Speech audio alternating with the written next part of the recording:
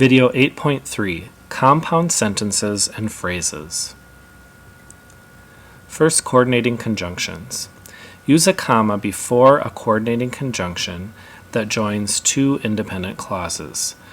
Remember, independent clauses are like sentences, and the coordinating conjunctions spell fanboys, if you remember that. For, and, nor, but, or, yet, and so. For example, after dinner, comma, Dave washed the pile of dishes, comma, and Sarah dried them and put them away.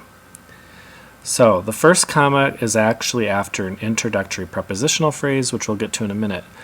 The other one in the middle is separating two independent clauses.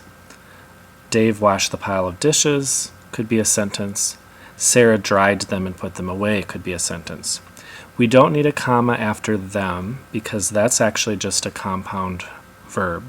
She dried and put them. Introductory participle.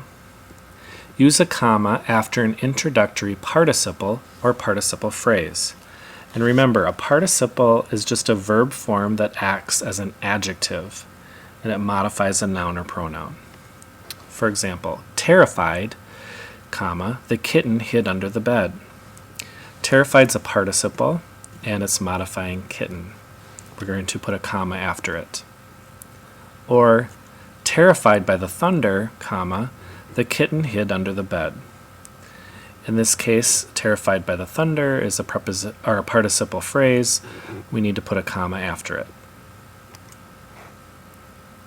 Introductory prepositional phrase. Use a comma after an introductory prepositional phrase or a series of introductory prepositional phrases. Remember, prepositions are those little words anywhere a mouse could go: in, under, over, behind. In short, comma, no one was prepared. In short is the introductory prepositional phrase. Or at 2 a.m. on February 3rd, comma, a series of tornadoes struck town. That is a series of prepositional phrases. At 2 a.m. is one, and on February 3rd is another. When the subject follows the verb, as in the following sentence, do not use a comma after the introductory prepositional phrase. So here's an exception. Behind the mirror in the front hall is a treasure map. We don't need a comma there because the subject is actually coming after the verb, and it just would sound weird to pause there.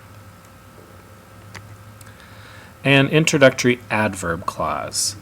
And now remember, an adverb clause is actually just a clause that's functioning as an adverb, and it's going to modify a verb, an adjective, or another adverb. You're going to use a comma after an introductory adverb clause. For example, if you look at the moon with binoculars, you'll see craters. In this case, the introductory adverb clause is if you look at the moon with binoculars. Writing tip. Don't confuse a compound sentence with a sentence that has a compound subject or a compound verb. You don't need a comma between parts of a compound subject or compound verb. For example, Hannah made the bread into loaves and let it rise near the oven. You don't need a comma in this sentence because it's actually just a compound verb. She made the bread and she let it rise. Hannah made the bread, comma, and we ate it for dinner. In this case, it is a compound sentence. It's actually like two separate sentences. Hannah made the bread, we ate it for dinner. So you do need a comma. When you write paragraphs and essays, try to vary your sentences to avoid sing-songy repetition. Use an introductory word, phrase, or subordinate clause to vary your sentence beginnings. Let's take a practice test, revising sentences. For these sentences, we're going to start each of them with an introductory element and add commas where necessary, and we might have to add, drop, or change some words. Number 1, the brothers Orville and Wilbur Wright owned a bicycle repair shop in Dayton, Ohio from 1892 to 1904. For this sentence, We can start with, from 1892 to 1904, comma, the brothers Orville and Wilbur Wright owned a bicycle repair shop in Dayton, Ohio. Number 2, the brothers experimented with different designs for an airplane using the tools in their shop. We can start with an introductory element. Using the tools in their shop, comma, the brothers experimented with different designs for an airplane. Number 3, no one had flown a craft that was heavier than air, although people had flown balloons and gliders successfully.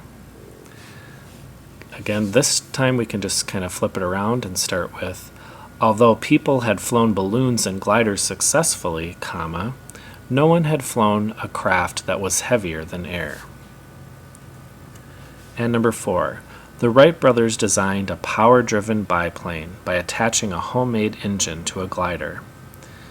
We can flip this around to start with, by attaching a homemade engine to a glider, comma, the Wright brothers designed a power-driven biplane. That's it for compound sentences and phrases. Now practice on your own.